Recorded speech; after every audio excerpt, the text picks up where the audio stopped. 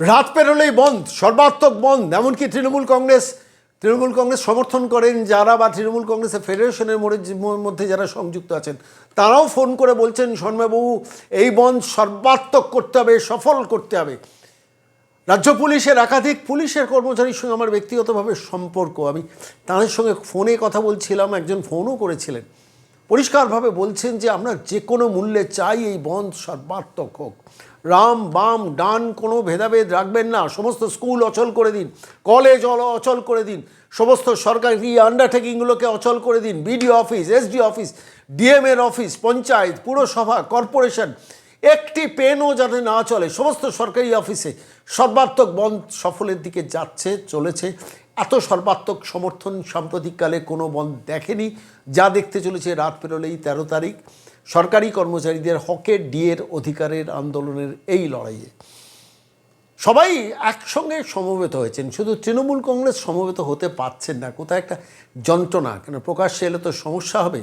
ফলত তাঁরাও বলছেন, আমি 3 জন ব্যক্তির সঙ্গে কথা বলেছি যারা সরাসরি ফেডারেশনের সঙ্গে যুক্ত, বলছেন আমরাও চাইছি একবার অন্তত এ রাজ্যের মুখ্যমন্ত্রীকে টাইট দিতে। আর পাচ্ছি না সন্ময়বাবু, নিজের পোস্ট, নিজের পজিশন, নিজের নির্দিষ্ট ঠিকানা বজায় রাখার জন্য, মেনটেন করার জন্য ফেডারেশনের সঙ্গে সংযুক্ত আছি, কিন্তু আমরাও চাইছি এই বন্ধটা সর্বাত্মক হোক। আমি সরাসরি তাদের জিজ্ঞেস করেছিলাম, আপনারাও তাহলে পেন ডাউন করবেন? বলে আমরা কায়দা করে তো পেন ডাউন করবই, কথা দিচ্ছি আপনাদের। আমরা 13 তারিখ অফিস অচল করব। কিভাবে অচল করব পরে আপনাকে বলবো, কিন্তু আমরাও প্রস্তুতি নিচ্ছি। ঠিক এই পরিস্থিতিতে দাঁড়িয়ে সরাসরি এবার তো সরকার থেকে বিভিন্ন রকম চাপ সৃষ্টি করার কৌশল হবে। আমি আইনজীবী বিক্রম বন্দ্যোপাধ্যায়ের সঙ্গে কথা বলেছি যে যদি কোনো রকম সমস্যার সংকট তৈরি করার চেষ্টা করে সরকার, কোনো রকম নোটিফিকেশন জারি করে বা কিছু করে, পাশে দাঁড়াবেন তো? বললেন হ্যাঁ, আমরা আইনজীবী হিসেবে সর্বাত্মক সহযোগিতার দিকে যাব। ভাস্কর ঘোষ, তাঁর সঙ্গে আমি কথা বলেছি, সংগ্রামী যৌথ মঞ্চের আহ্বায়ক, সরাসরি কথা বলেছি। তারাও বলেছেন পরিষ্কারভাবে এই বন্ধ সর্বাত্মক হবে, এই বন্ধ সফলতম বন্ধ হবে। এবং এটা ঠিক যে পুলিশের অধিকাংশ কর্মচারী চাইছেন যে 13 তারিখ অচল হোক বাংলা। সরকারি কর্মচারীরা বিভিন্ন আন্ডারটেকিং থেকে ফোন পাচ্ছি, কত কথা বলবো, পুরসভা, পঞ্চায়েত, জেলা পরিষদ, গ্রাম panchayat, BDO office, SDO office, অসংখ্য মানুষের মেসেজ পাচ্ছি সন্ময়বাবু এই বন্ধটাকে সর্বাত্মক করতে হবে। আমি সরাসরি আজকে আইনজীবী বিক্রম বন্দ্যোপাধ্যায় কি বলেছেন আমাদের এই সংক্রান্ত বিষয় শোনাবো, এবং তারপর সংগ্রামী যৌথ মঞ্চের আহ্বায়ক ভাস্কর ঘোষ, তাঁর বক্তব্য আপনাদের শোনাবো। নমস্কার বিক্রম দা, সন্ময় বলছি।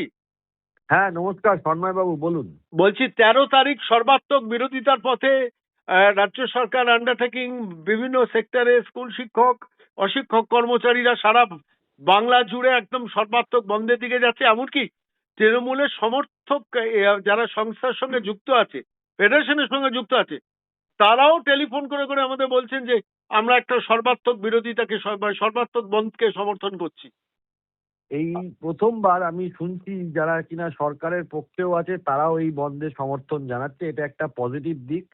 আইনগত দিক থেকে যদি কোনো সমস্যা হয়, কারোর যদি কোনো সমস্যা হয়, আমরা আমাদের পূর্ণ শক্তি নিয়ে সেটা লড়াই করব এবং কর্মচারী সমাজের পাশে থাকব, এইটুকু অঙ্গীকার করছি। তার কারণ এইটা হচ্ছে নিজেদের লড়াই। প্রত্যেক মানুষকে এক হয়ে লড়াই করতে হবে, নিজেদের অধিকারের লড়াই করতে হবে। সংবিধান সেই অধিকার দিয়েছে, গণতান্ত্রিক প্রক্রিয়ায় লড়াই করার সংবিধান অধিকার দিয়েছে, সুপ্রিম কোর্টে লিগাল রাইট এস্টাবলিশড হয়ে গেছে। এরপরে আর কোনো প্রশ্ন থাকতে পারে না।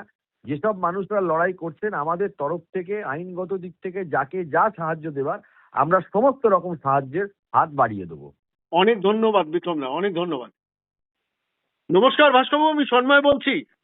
হ্যাঁ দাদা নমস্কার।